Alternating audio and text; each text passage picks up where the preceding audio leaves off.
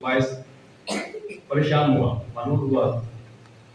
लेकिन खुदा नहीं चाहता था कि इंसान जो है वो खुदा की रफ़ाक़त से दूर रहे।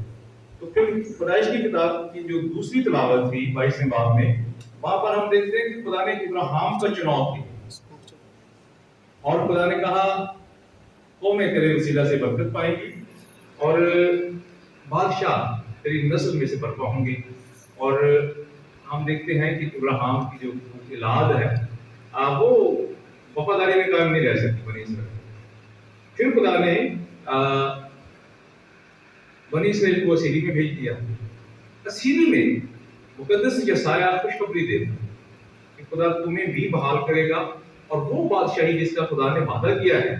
कि मेरी उम्मत के जो बादशाही है अब वो खत्म नहीं होगी और बादशाह इसमें से जो है मुसलसल कायम रहेंगे। तो यसाया 9वें बाब की जो तिलावत है उसमें खुदावंद अपनी बादशाही को कायम रखेगा और अपने अदल और सदाकत को कायम रखने के लिए दो के तख्त में से अब तक हुक्मरान जो है वो बर्पा करेगा और अपने इंतजाम के तहत खुदा सब कुछ वहां पर लिखा रब और फाज की गई उड़ी क्या करेगी। एक बच्चा पैदा होगा, बगैर बाप के होगा, सब कुछ उसके कंधे पर होगी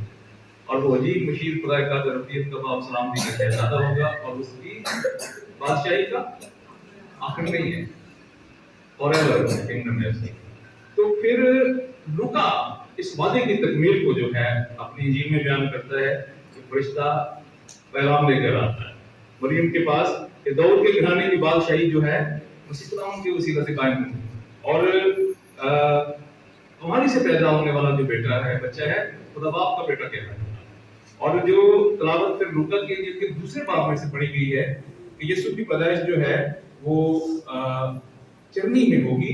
और खुदा के मंसूबे वो फरिश्तों ने जो है वो गडरियों को भी बताया और फिर कहा ये खुशखबरी न सिर्फ तुम्हारे लिए बल्कि पूरी उम्मत के लिए है कि खुदा जिस तरह आसमान पर खुश है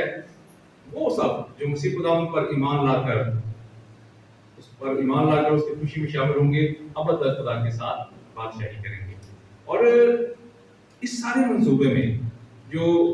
अब्दी दुश्मन इब्लीस मत्ती के इंजील में इंसानी कमजोरियों पर वो हमला होता है। यूसुफ को कहता है कि ये सब कुछ जो हो रहा है सही नहीं है और वो उसको बरगलाने की कोशिश करता है, खुदा के मंसूबे में रुकावट पैदा करता है और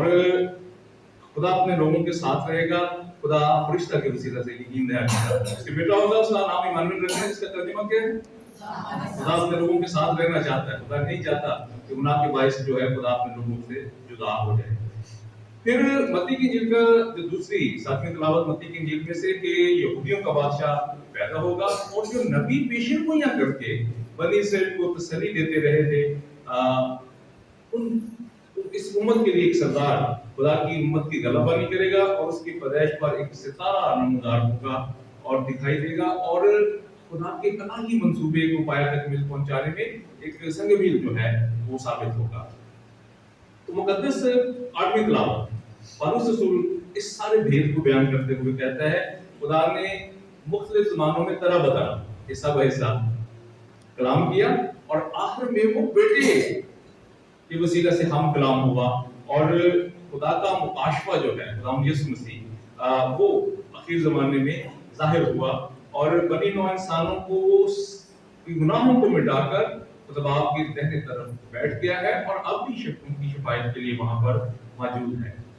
9वीं तिलावत मुकाशफा की किताब में से वहां पर लिखा है कि जो खुदा की बादशाही का फेर है, फिर नया आसमान होगा नई जमीन, गुनाहगार जमीन जाती रहेगी जो रात भी होगी थी गुनाह के सबब से, खुदा नए लोग अपने लिए पैदा करेगा और कलीसिया जो मसीह की दुल्हन उसी पर ईमान लाने के वसीला खुदा के नए लोगों के तौर पर चुने जाएंगे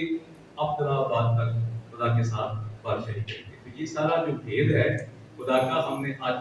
कलाम मुकद्दस में से मुख्तलिफ जो 9 तिलावतें की गई हैं उनके वसीला से सीखा है। खुदा इन सारी तिलावतों के वसीला से आप सबको बरकत दे।